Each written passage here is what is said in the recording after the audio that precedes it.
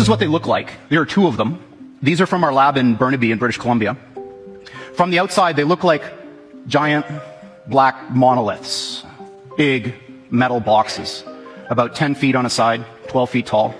And they are powered, they have a fridge inside them, a refrigerator that cools these chips to almost absolute zero.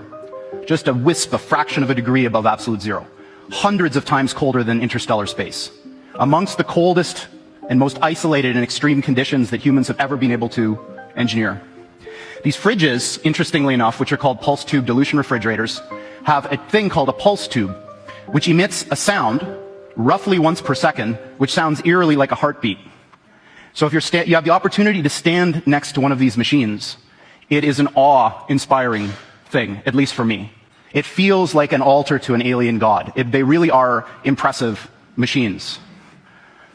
At the heart of this big box is a tiny chip about the size of your thumbnail. And on this chip resides all of the wonder and magic that makes this thing go. In quantum mechanics, there's this concept that a thing can exist in two states which are mutually exclusive at the same time, quote unquote. And I'm using those words because the English language was developed before we had concepts to describe what these things actually are doing.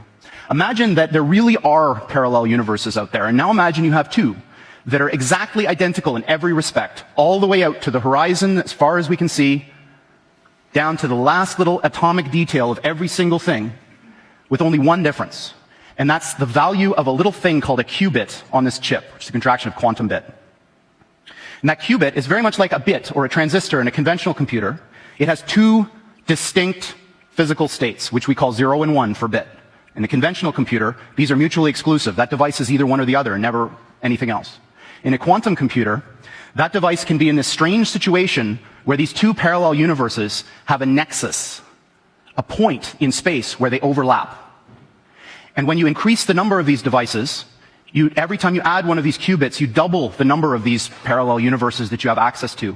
Until such time when you get to a chip like this, which is about 500 of these bits, you have something like 2 to the 500th power of these guys living in that chip.